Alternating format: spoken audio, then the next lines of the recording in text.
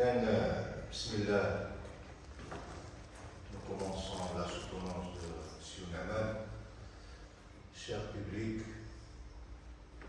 étudiants, étudiantes, invités, bonjour, chers collègues, professeurs, membres du jury, Madame Nisrine Bendriss, la directrice de la thèse, qui nous a donné l'occasion de nous retrouver lors de ce joyeux événement scientifique.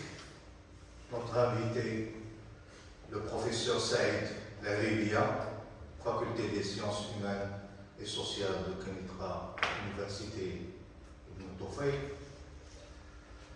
Nous avons fait exprès d'inviter à cette soutenance un professeur qui s'intéresse à ce type de sujet et qui vous sera bénéfique, à vous et à nous aussi. Je vous signale qu'avant, il travaillait dans le même domaine dans lequel vous travaillez actuellement, les eaux et forêts. Donc attention, je n'oublierai jamais mes collègues, chers amis, mes collaborateurs, qui sont toujours avec nous. Mon avis, monsieur le professeur Moustapha Matouk, de la faculté des sciences et techniques de Tanger, et le professeur Mohamed Ali Bilamin, qui trouvent tous ici mes respects, mes remerciements et mes sincères salutations distinctes. Mes salutations et appréciations vont aussi à l'étudiant-chercheur M. Mohamed Nouman Marchiche, en lui souhaitant un grand succès pour la soutenance. Aujourd'hui, samedi 3 avril 2025, nous allons discuter et soutenir un travail supervisé par notre collègue Madame le professeur Nisrine Bendriss, intitulé Potentialité écotouristique du site d'intérêt biologique et écologique Sibé de Jebel Moussa, identification, évaluation, cartographie et valorisation, à qui je dois la remercier pour nous avoir donné l'occasion de présider, contribuer et discuter avec les membres du jury le travail de thèse de l'étudiant-chercheur Marchiche Mohamed Nouman. Donc je peux vous dire que je suis très heureux d'être parmi vous aujourd'hui pour participer à cette fête scientifique où on voit un mélange de spécialités. Géologie et aménagement de territoire, géographie physique, Saïd et moi-même, géographie humaine, c'est Mohamed Ali Bilamin, ou à cartographie SIC, Madame Nisrine Bendriss surtout, et M. Matouk. Donc vous avez la chance. Je vais vous donner 20 minutes. Voilà. Et après, je vais voir si je peux vous ajouter quelques minutes. Mais soyez tranquilles. Allez, bismillah. Salam alaikum. Salam alaikum. Bonjour tout le monde, Monsieur le Président, Mesdames, Messieurs les membres du jury, chers professeurs, chers amis et collègues. C'est un grand plaisir, une immense fierté et beaucoup de gratitude que je vous tiens devant vous aujourd'hui pour présenter le fruit de plusieurs années de travail de recherche. Tout d'abord, je tiens à remercier sincèrement les membres du jury pour leur présence et pour le temps consacré à l'évaluation de ce travail. Aussi, je tiens à remercier profondément ma directrice de thèse, professeur Nisrine Bendriss, pour son encadrement, pour ses conseils et pour ses orientations tout au long de ce parcours doctoral. Aussi, je profite de l'occasion pour remercier chaleureusement mon cher professeur Afnan Mouraba pour son aide et pour ses conseils, et surtout dans la dernière phase de ma thèse. Ces commentaires et ces remarques ont été d'une grande valeur et ont permis d'équilibrer la structure générale de ma recherche doctorale, ainsi d'améliorer et de corriger certains aspects dans les différentes parties de cette étude. Donc à présent, je vais vous présenter quelques résultats de ma recherche doctorale qui est intitulée sur le thème Potentialité écotouristique du site d'intérêt biologique et écologique du Jebel Moussa, identification, évaluation, cartographie et valorisation. Donc, pour pour le plan de ma présentation, et comme suite, premièrement, le contexte général de l'étude, par la suite, la problématique, les hypothèses et objectifs, la méthodologie de recherche adoptée, la présentation de l'œuvre d'étude, présentation des résultats et discussion, et finalement, je vais conclure par une conclusion générale avec des recommandations qui ont été formulées. Pour le contexte général de l'étude, le tourisme, c'est un secteur économique très important, c'est une activité génératrice de revenus, mais elle peut avoir des impacts négatifs, qu'ils soient sur l'environnement ou sur les écosystèmes. Donc, face à ces défis, l'écotourisme apparaît comme une solution, comme une alternative durable permettant la conciliation entre la préservation de la nature, la valorisation naturelle et culturelle et le développement économique. Donc, dans ce cadre, cette présente étude s'inscrit, qui porte sur le site du Moussa, qui est un site à forte potentialité écotouristique, dont l'objectif est d'identifier, cartographier, d'évaluer et de valoriser ces potentialités afin de proposer un modèle de développement durable alliant la protection de l'environnement et bénéfices pour les communautés locales. Pour la problématique, le territoire du site du Moussa renferme un patrimoine naturel, culturel et paysager très riche et diversifié, mais en dépit de ses potentialités, ce territoire souffre d'un faible développement économique et social, avec une insuffisance de la mise en valeur en termes d'aménagement et de développement de projets écotouristiques. Aussi, on a constaté que malgré la fréquentation touristique est importante au niveau de ce territoire, mais il n'y a aucune stratégie claire a été mise en place pour une exploitation durable et bénéfique pour ce potentiel. Dans ce contexte, la question centrale de notre problématique est la suivante. Comment la valorisation écotouristique des ressources naturelles, paysagères et culturelles peut-elle contribuer au développement du site du Moussa, et de quelle manière les activités liées à l'écotourisme pourront-elles traiter les enjeux socio-économiques et environnementaux? Pour répondre à cette problématique, on a formulé un ensemble des hypothèses parmi lesquelles on trouve que l'écotourisme est peu connu du public et la plupart des visiteurs ignorent que le site Moussa est une aire protégée. Aussi, le tourisme dans la zone du sud est principalement saisonnier et centré sur le balnéaire. Aussi, le site du Moussa se caractérise par la richesse de ce site naturel et culturel, offrant un fort potentiel pour l'écotourisme. Et les infrastructures touristiques et les initiatives écodidactiques restent limitées et insuffisantes. Pour répondre à la problématique et aussi tester les hypothèses soulevées, on a fixé un ensemble des objectifs parmi lesquels on trouve la clarification des concepts qui sont liés à la valorisation des ressources naturelles, les aires protégées et l'écotourisme. Aussi, exposer l'état des lieux du site du Moussa avec la présentation des ressources, qu'elles soient naturelles, paysagères et culturelles, l'identification des obstacles liés au développement de l'écotourisme, l'étude de types de touristes et la détermination de la capacité de charge écotouristique, la contribution à la valorisation du patrimoine en développant des outils tels que les panneaux éducatifs, des dépliants et des circuits écotouristiques, et finalement choisir un modèle de développement touristique adapté aux spécificités de ce territoire. Pour la méthodologie de recherche, on a adopté une méthodologie mixte qui s'est basée principalement sur une étude qualitative et une étude quantitative. Tout d'abord, on a effectué un ensemble de sorties sur terrain pour faire la prospection et l'identification des ressources patrimoniales, ainsi pour faire la recherche de valeurs et documentaire.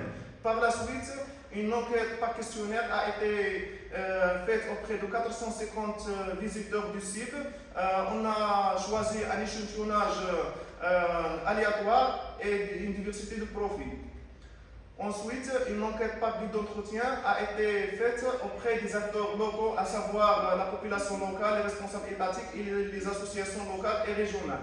Et la dernière phase, c'est une phase de déploiement et d'analyse des données. C'est une phase très importante puisqu'il nous a permis d'analyser les données collectées à travers un ensemble des outils, qu'ils soient informatiques, infographiques et des systèmes d'information géographique.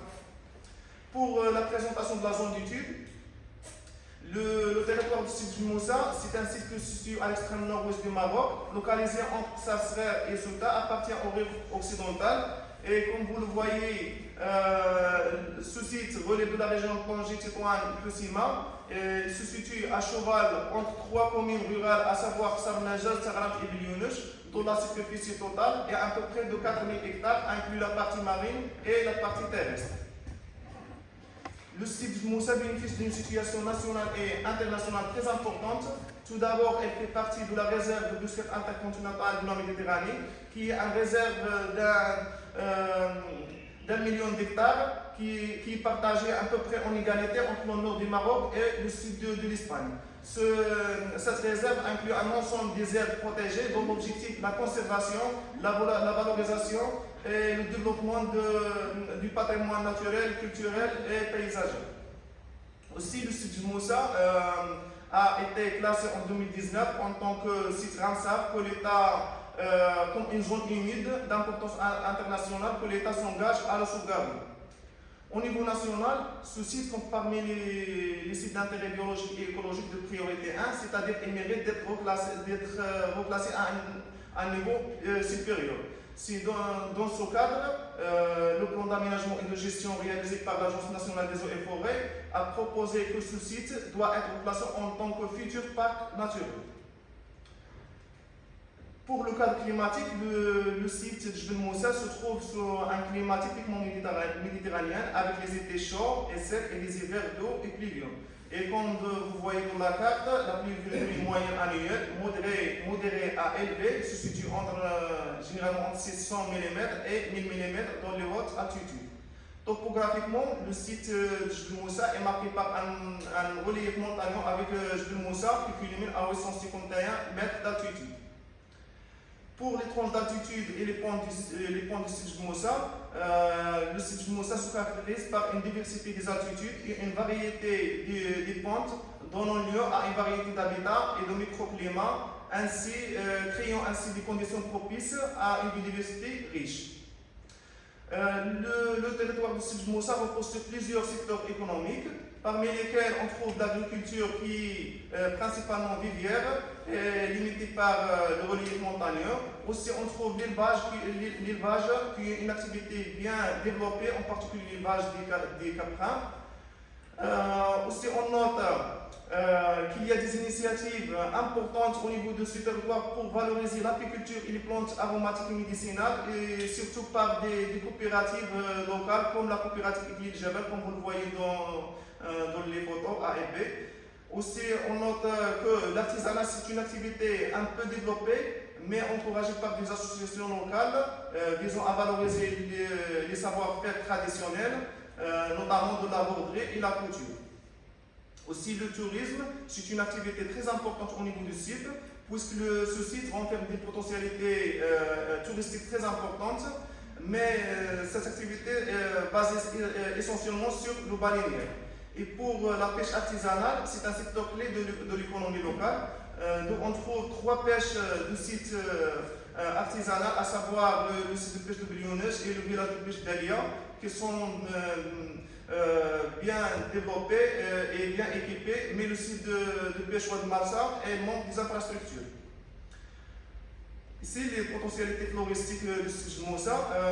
Le site de Moussa se situe dans une région hautement qualifiée comme un hotspot de la biodiversité. La carte suivante présente les principales formations végétales du site de Moussa, à savoir le clan maritime qui est une espèce endémique. Aussi, on trouve la chêne kermès, tuyau de barbaret, chêne liège, le lias olivier sauvage.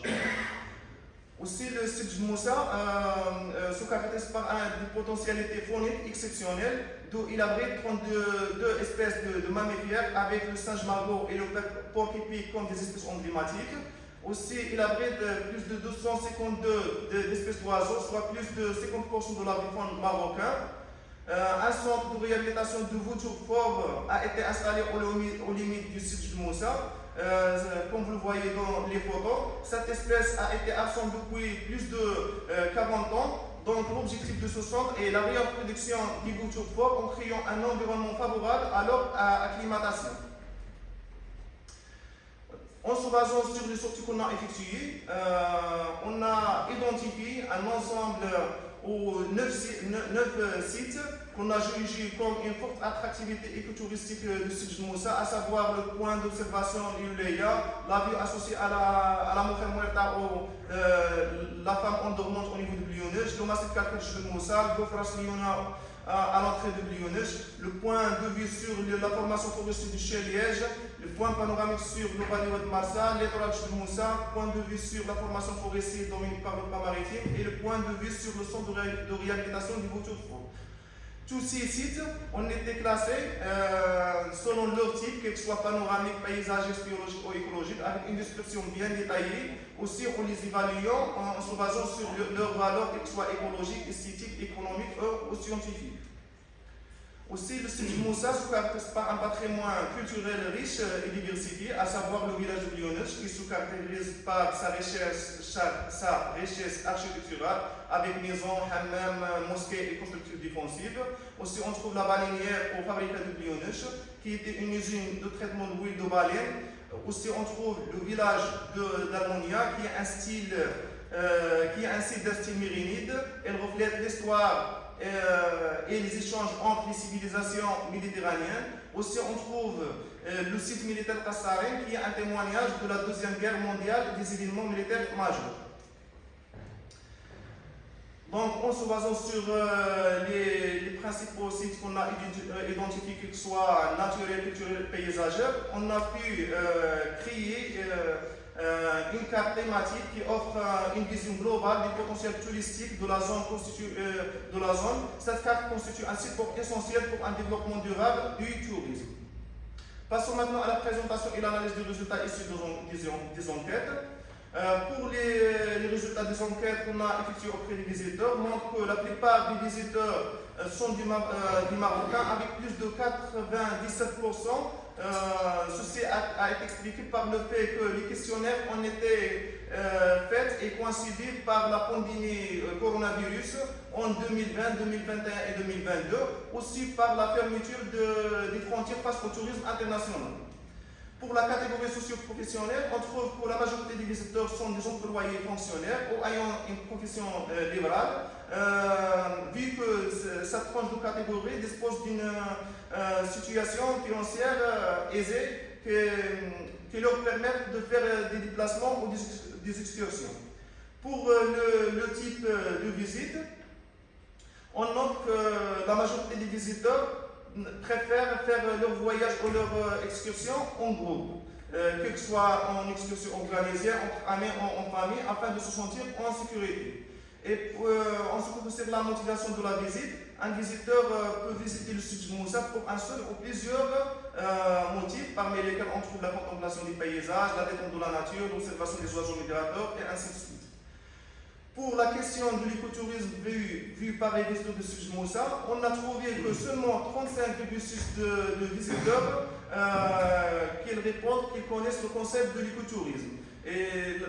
Et toutes les définitions qui ont été données par ces visiteurs renvoient toujours au second à une activité basée sur la découverte de la nature dans une perspective de sa préservation et de sa protection. Passons maintenant à la valorisation des ressources patrimoniales et la planification de l'écotourisme.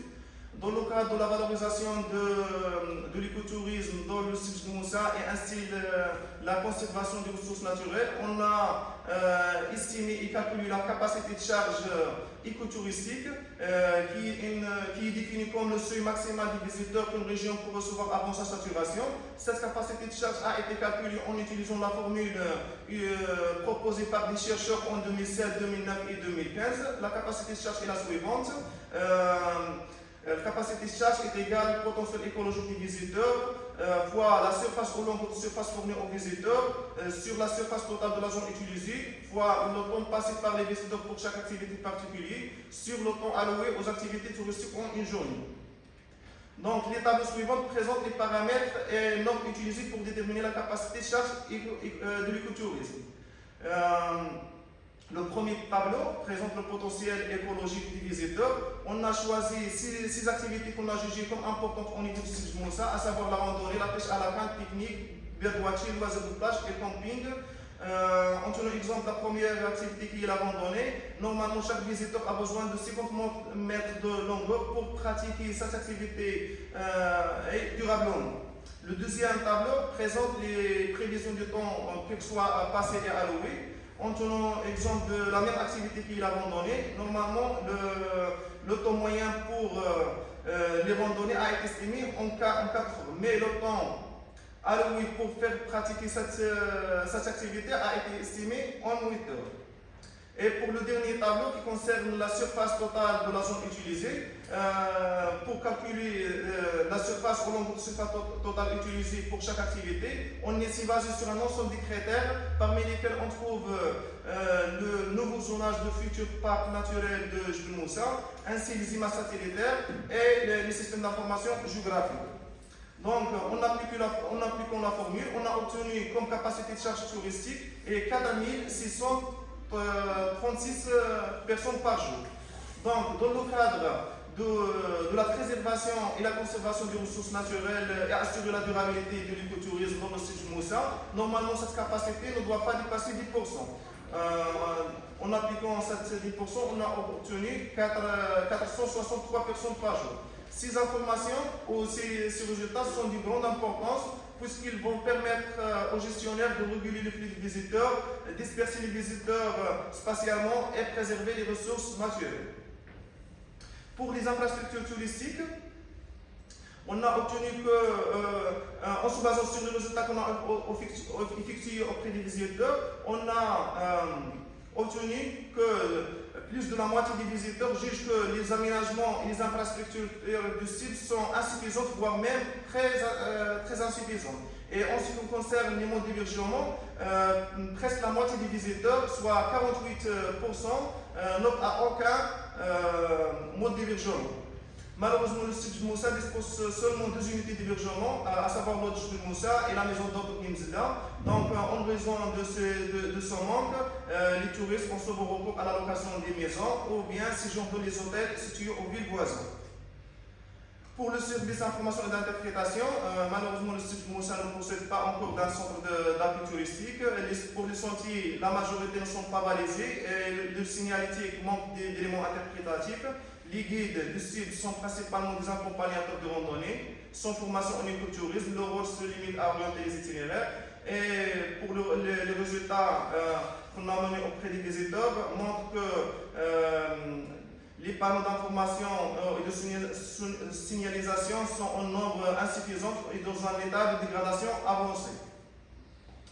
Pour les postes d'observation et dans le cadre de la valorisation de birdwatching, l'Agence nationale des eaux et forêts a installé 3 observatoires et un appui dédié à la photographie des boutures fortes, comme vous le voyez dans les photos.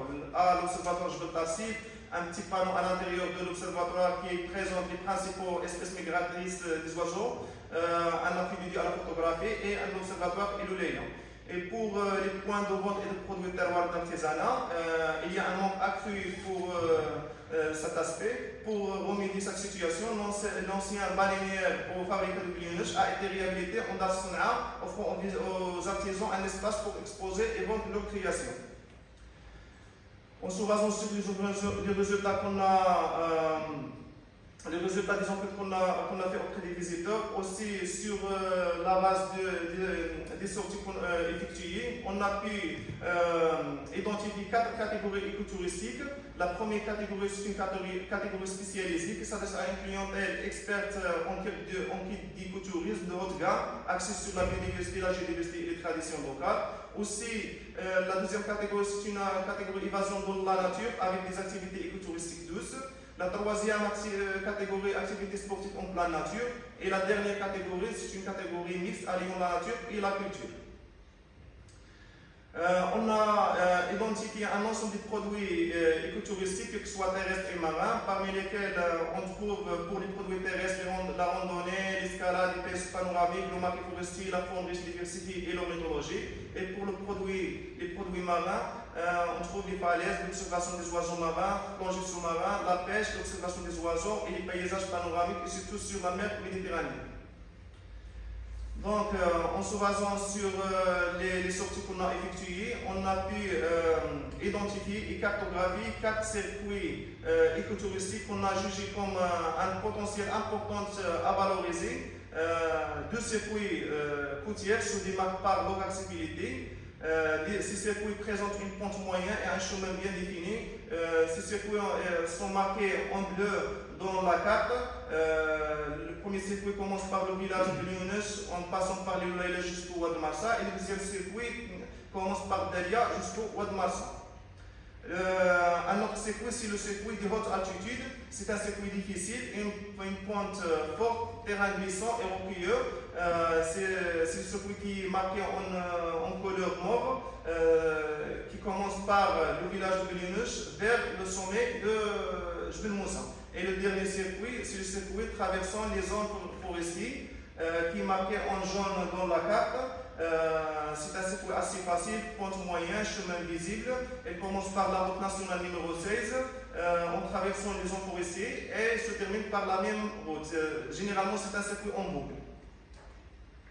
Dans le cadre de la valorisation des attraits écotouristiques de Jbel Moussa, nous avons élaboré des outils de communication tels que les fiches publicitaires et les dépliants. Et comme vous le voyez, deux fiches publicitaires et un dépliant qui présentent les principaux attraits écotouristiques, qu'ils soient naturels, culturels et paysagers de Jbel Moussa.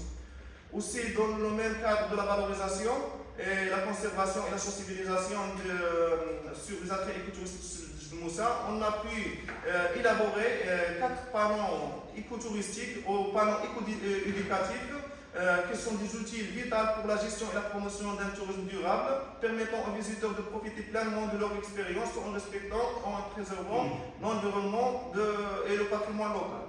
À savoir le premier panneau sur les attraits naturels, le deuxième panneau sur les attraits culturels. L'emplacement des 6 panneaux a été choisi en se basant sur un ensemble de critères, parmi lesquels des sites qui connaissent des fréquentations écotouristiques très importantes, aussi sur les routes comme la route nationale numéro 16 ou les routes provinciales, et aussi le point de départ des circuits écotouristiques. Le dernier circuit, qu'il s'agit d'un panneau éco-didactique sur les circuits écotouristiques de Jbel Moussa, qui présente les principaux circuits identifiés. L'emplacement de ce panneau a été choisi sur le sentier menant vers le Loulaïla et un autre emplacement sur la route nationale numéro 16. Donc, en se basant sur les résultats qu'on a obtenus, on a pu formuler un ensemble de recommandations qui visent à renforcer l'attractivité du site de Moussa tout en préservant son patrimoine naturel et culturel pour les générations futures.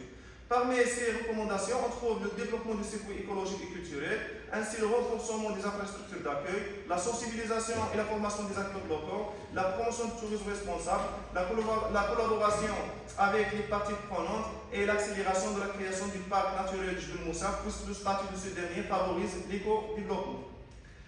Et pour conclure, on peut dire que l'étude sur le site de Moussa met en lumière un fort potentiel écotouristique capable de stimuler l'économie locale tout en préservant l'environnement. Toutefois, pour exploiter pleinement de ce potentiel, il est essentiel d'améliorer les infrastructures, renforcer les services, former les acteurs locaux et diversifier les circuits écotouristiques. Aussi, la gestion de la capacité de charge touristique est également cruciale pour garantir la durabilité de ce site. Les recommandations proposées fourniront une feuille de route pour un développement écotouristique responsable et durable, bénéfique à la fois pour le site et pour ces communautés locales. Et merci pour votre attention et je suis à votre disposition pour toute question ou pour toute clarification. Merci. Si, quand même, d'avoir respecté le temps. Il a dit 24 minutes. Donc, j'aurais pu continuer, mais voilà, sans cette conclusion. Merci beaucoup pour cet exposé. Je vois bien que les meilleurs des habitants de Bruxelles, j'étais au Bled. Hein? Donc, puisque vous étiez sous la direction de Madame Nisrine, alors je vais lui donner la parole.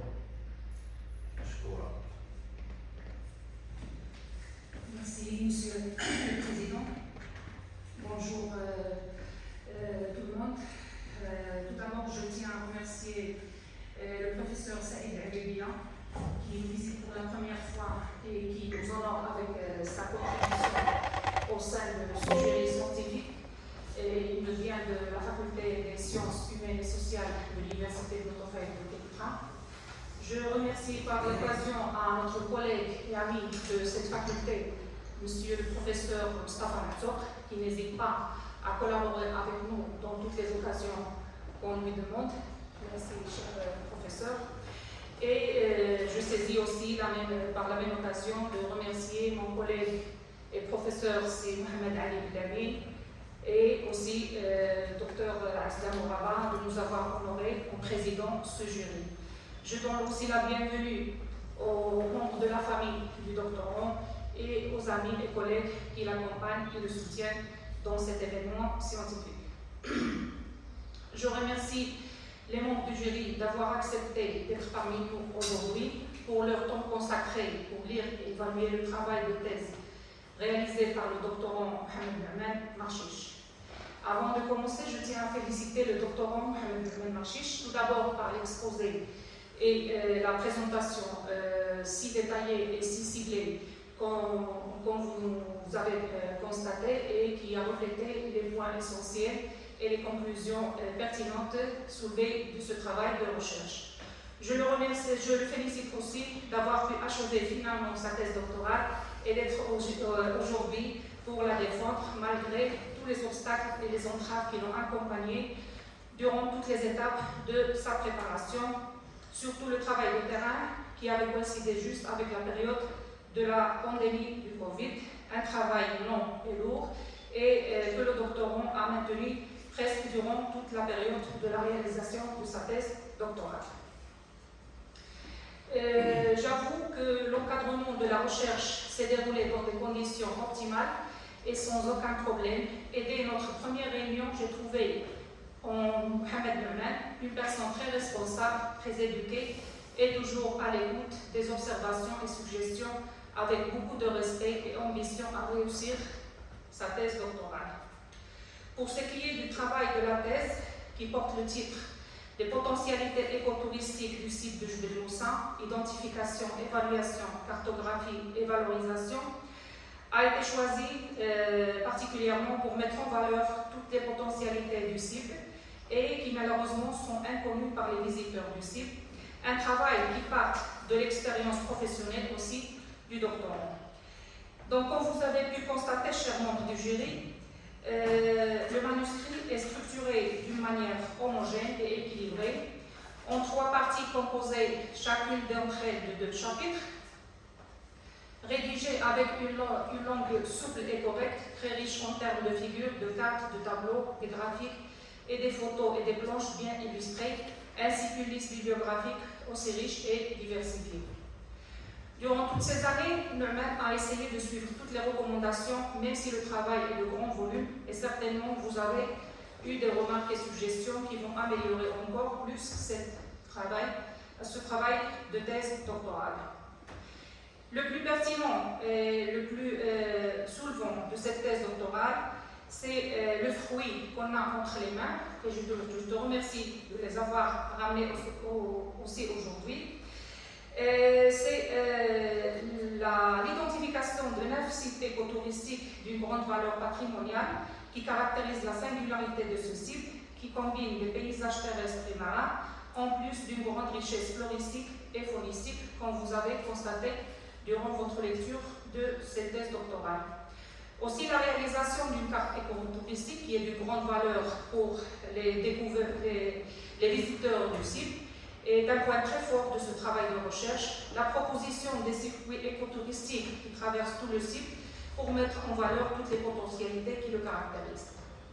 Merman a aussi pu élaborer des fiches et des dépliants publicitaires qui seront certainement une grande aide pour les visiteurs souhaitant faire des randonnées dans le site de Jbel Moussa, des documents qui sont très bien expliqués et munis des codes QR pour être à la portée de toute personne intéressée par le site, ainsi que des panneaux éco-didactiques. Sans m'attarder plus, je remercie de nouveau mes collègues membres du jury et je félicite encore mon doctorant Mohamed Ben Machiche pour le travail de recherche réalisé en nous lui souhaitant une bonne continuité et bon courage. Merci, Monsieur le Président. Merci Madame le professeur Nisrine Idriss d'avoir encadré M. Mohamed. Et vous êtes, d'après vos mots, vous êtes très satisfaite puisqu'il est responsable officieux. Donc, félicitations M. Mohamed pour l'encadrement. Je passe à notre invité, rapporteur, M. Saïd Haribi.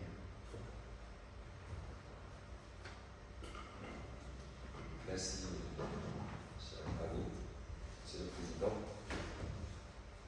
Tout d'abord, je tiens à remercier vivement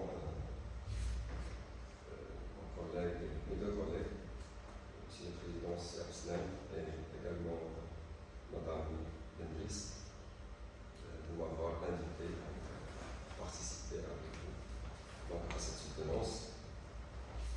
Et également, je tiens à féliciter par l'occasion M. Mohamed Machiche d'avoir achevé ce travail très intéressant qui nous intéresse tous, qui porte sur une problématique qui nous interpelle d'une manière générale dans la gestion des ressources naturelles et également dans la valorisation du patrimoine culturel, naturel, etc. Avant de commencer, quelques petites éléments de réflexion. J'aurais aimé voir un peu, parce que je viens de savoir que vous travaillez dans la direction régionale. Oui, la direction régionale des eaux. Le service partenariat. Non, c'est le service pratique. Ah, j'aurais aimé voir quand même des forestiers ici. Non, je ne suis pas forestier. Non, c'est-à-dire les gens de l'administration. Ah oui, d'accord. Parce que j'ai vu que c'est. D'accord. Parce que ça les intéresse de manière très directe. D'accord. Voilà, donc c'est un sujet très intéressant qui porte c'est un peu la valorisation des ressources naturelles et du patrimoine culturel et du paysager de la zone. L'importance de ce sujet, à mon sens, est un peu suscité dans votre part avec la stratégie de votre ministère en matière de recherche et développement. Et là, ce sont des gens de travaux qu'il faut encourager. Parce que quand même, il y a un peu la recherche et au développement d'une manière générale. Voilà, donc quelques petites réactions par rapport à votre travail. Alors, d'une manière générale, donc, je suis très satisfait de ce travail et de la manière avec laquelle vous avez pu aborder ce vaste travail, parce que c'est pas facile, il faut le dire, parce que la problématique est un peu complexe. C'est comment gérer un peu la conserver la ressource naturelle et en même temps comment on va valoriser et proposer des orientations de développement socio-économique et de développement durable. Ça, c'est pas facile à trouver. Et là, on va le mettre à votre actif et également à l'actif de votre encadrance, d'avoir vraiment donc, pu atteindre les objectifs qui sont fixés à la base. Alors, quelques petites remarques, bien sûr que nous diminuons rien à la qualité de ce travail. Juste, alors, il y a des remarques de forme que je vais vous envoyer. Donc, je n'ai pas ramené mon PC. Quelques petites coquilles, paragraphes, donc il faut forme, donc je vais vous envoyer par email. Et sinon, quelques petites remarques que je vais peut-être ici les aborder. Déjà, je vais commencer par le résumé. Alors, votre résumé, donc, il faut le reprendre, à mon sens, parce que c'est puisqu'on a un résumé, c'est un passage rapide. C'est-à-dire on doit voir un peu la problématique, les objectifs spécifiques, la méthodologie, les éléments méthodologiques et les principaux résultats. Et bien sûr, quelles sont les limites un peu de ce travail. Donc il faut restructurer ce résumé donc, autour de ces points. Alors par rapport à la problématique, alors en mon sens, vous avez fixé plusieurs hypothèses et également plusieurs objectifs. Donc à mon sens, il faut les réduire parce que c'est quoi un travail de recherche? D'une manière générale, il faut cibler. C'est un ciblage. Donc le fait de fixer une armada d'objectifs, je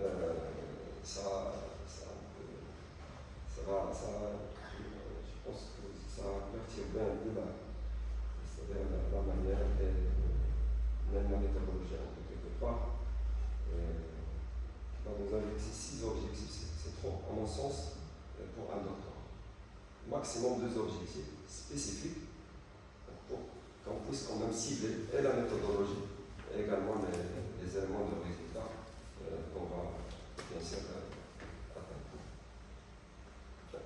Il faut les reformuler, les retrouver. Voilà.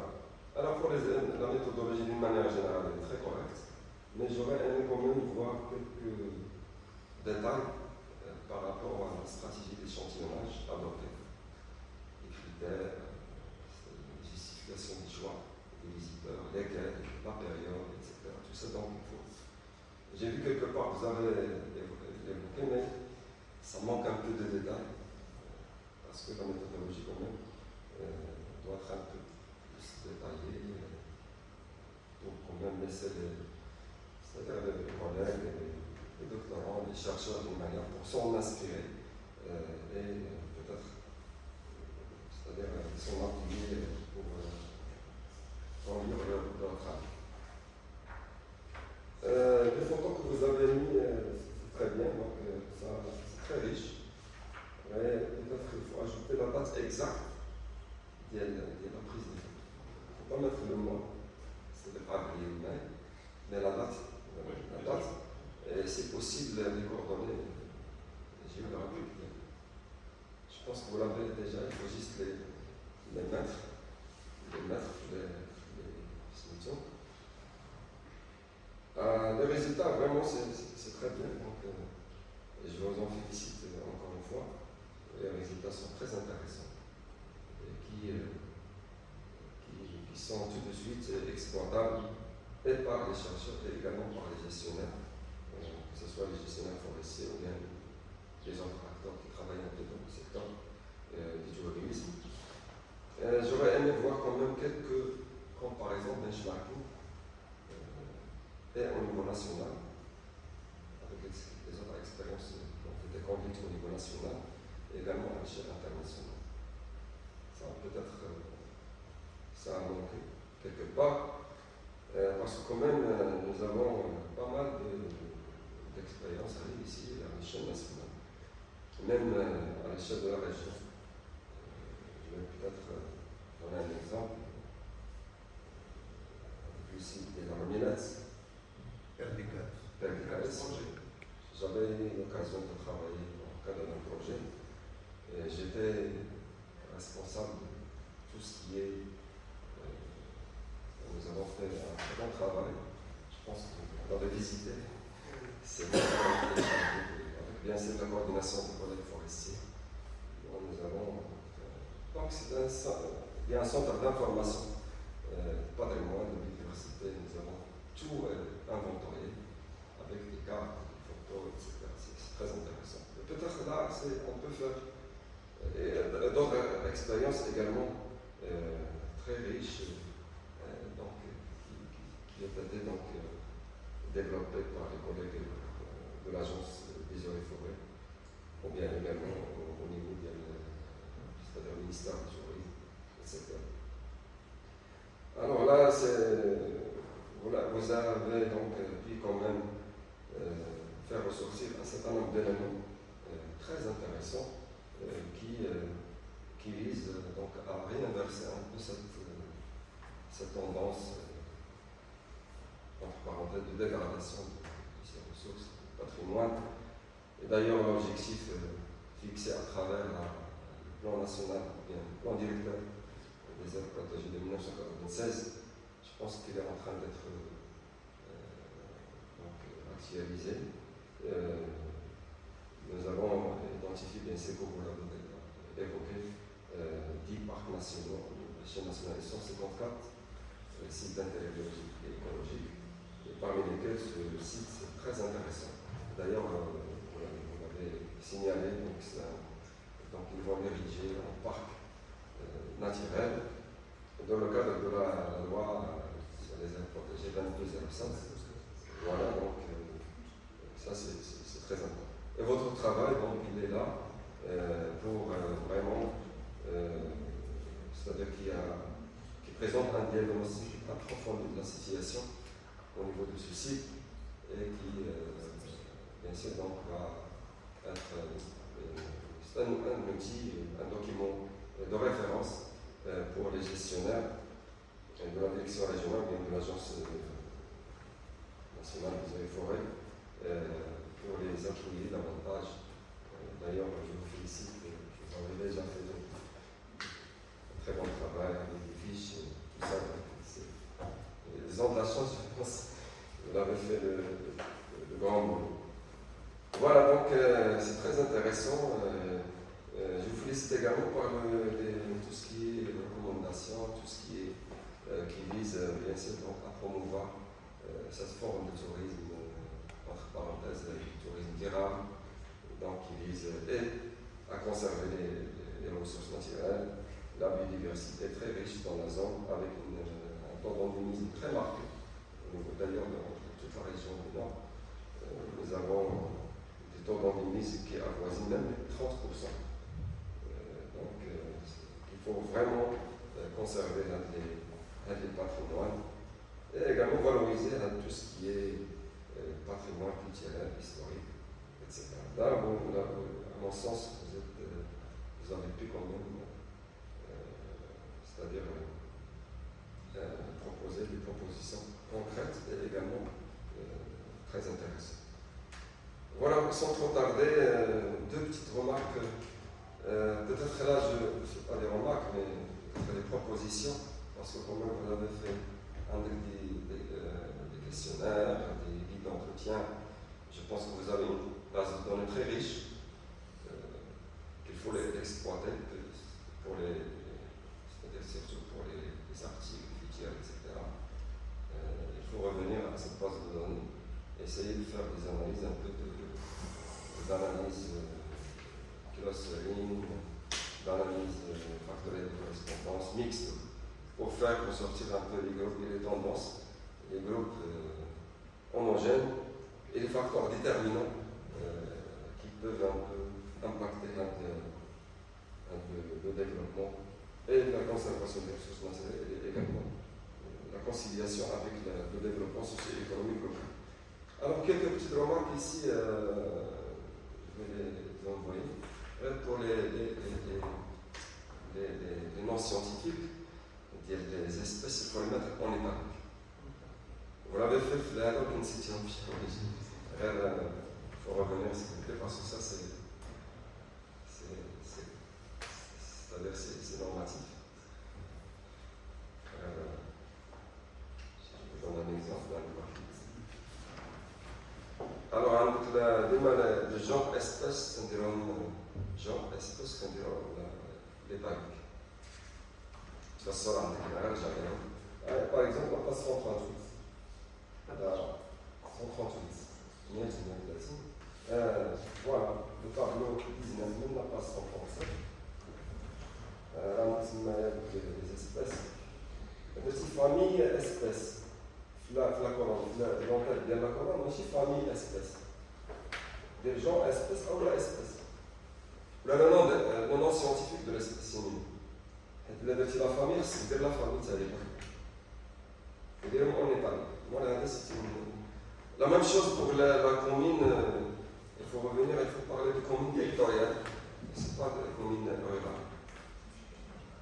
C'est un droit de la commune territoriale, aussi la commune rurale. Donc, il y a un scientifique que باساج غير جابهم ديال عوض ديك يمكن نتوما لاحظت في لا نوفيل لوا اورغانيك ديال لي كومين on ne parle plus de commune rurale, mais la commune rurale c'est beaucoup plus commune territoriale.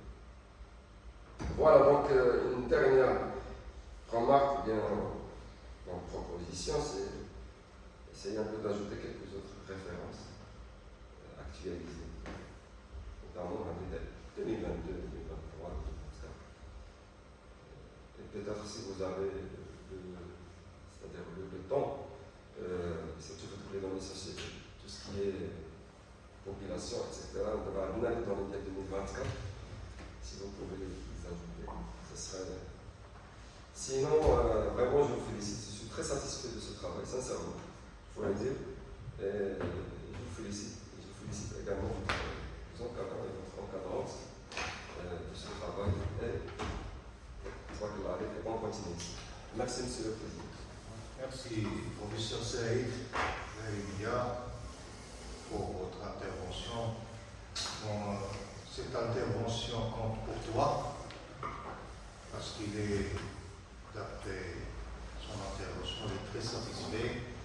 Il vous a dit qu'il était satisfait, un bon travail, riche, et il vous a félicité. Ça compte pour vous.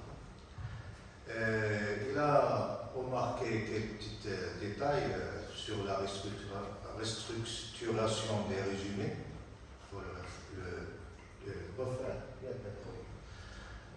réduire les objectifs et détailler un peu la méthodologie. Il vous a suggéré de préciser des dates exactes, les dates exactes des photos et quelle comparaison, le benchmarking. Et il est satisfait aussi parce que vous avez fait sortir des éléments très intéressants et des propositions et suggestions. Et il vous a demandé d'ajouter quelques références récentes. Ça, c'est le résumé de notre ami collègue Saïd. Merci, cher professeur.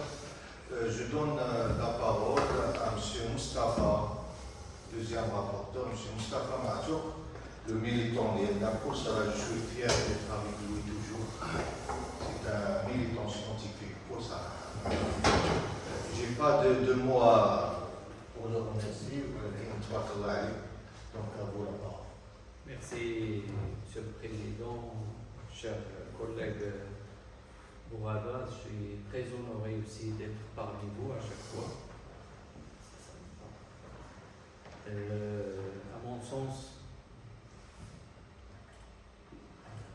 je vais essayer de parler.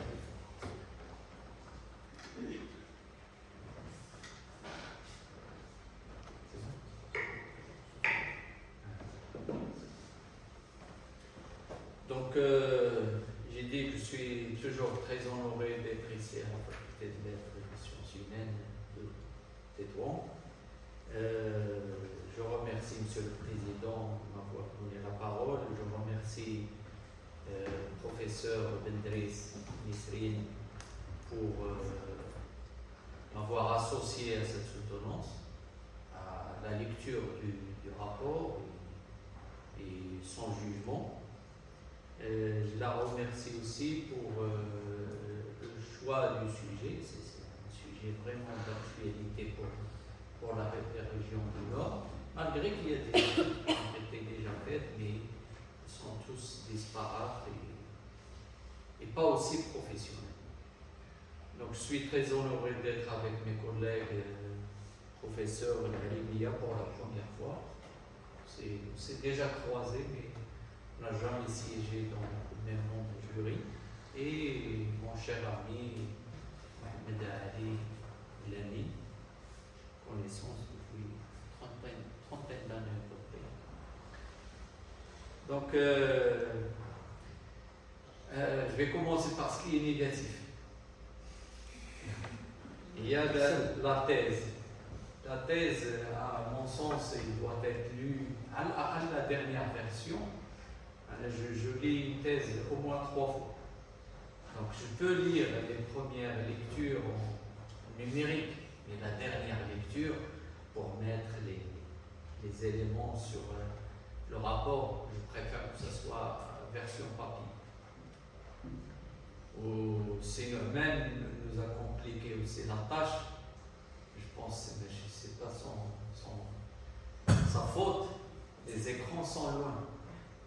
À mon âge, le zoom des zooms ne fonctionne plus. Je parle de zoom des zooms naturels. Donc là, je peux lire ce qui est mis en grand. Il est tout petit, je ne vois rien du tout. Donc j'ai suivi l'exposé oral, il est vraiment excellent. Mais le problème, je n'ai pas pu lire la majorité de ce qui est marqué dessus. Je ne sais même pas si vous avez mis les numéros de diapositifs, je pense que non. Non. Donc, c'est seulement pour nous faciliter la tâche si on veut vous poser la question, mais vous ne nous avez pas laissé le choix. Les écrans sont loin, on ne voit pas grand-chose, à mon sens. Je tiens à témoigner, avant de commencer mes critiques, sur... c'est vraiment un excellent travail.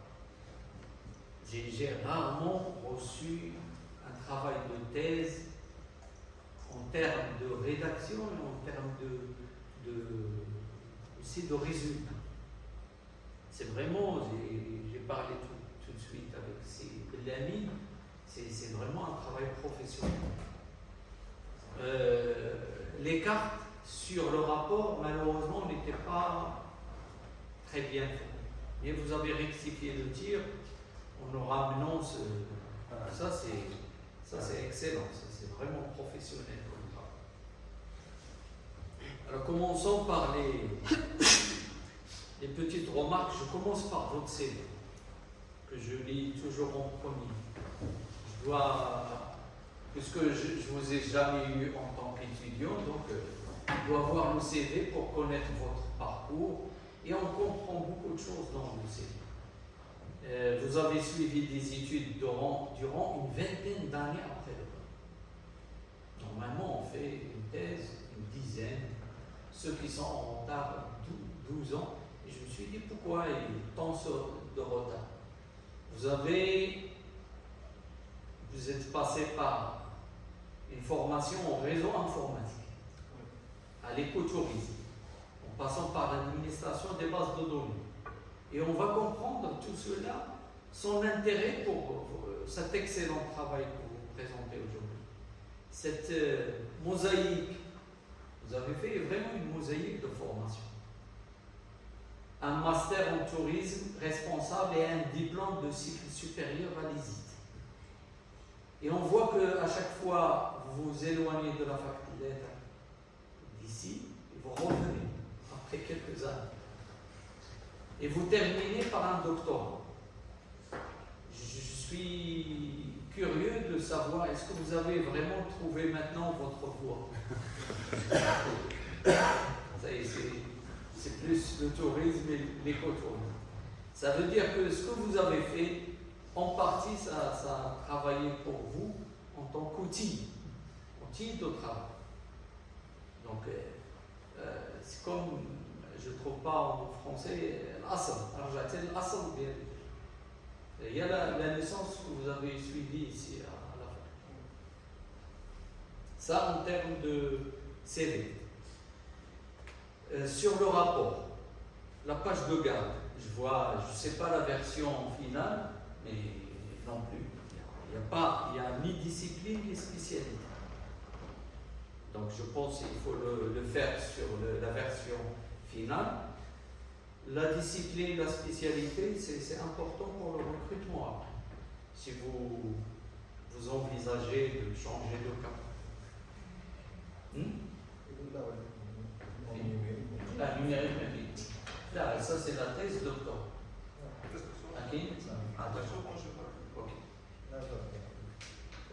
En bas, j'aurais bien aimé voir aussi l'équipe de recherche ou bien le laboratoire qui vous a accueilli en bas. C'est bon? Au niveau de la table des matières, oui, je reviens toujours sur la page de garde, le titre. Le titre, on sait tous, Jebel Moussa où il est, mais quelqu'un qui est étranger au Maroc ou bien à la région, il faut lui montrer où c'est. Vous mettez dans le texte que c'est le nord-ouest du Maroc, mais il faut l'ajouter. Et pour ne pas encombrer, moi je vous propose, puisque normalement on ne met pas d'abréviation sur un titre, mais puisque le signe, c'est une abréviation qui est connue,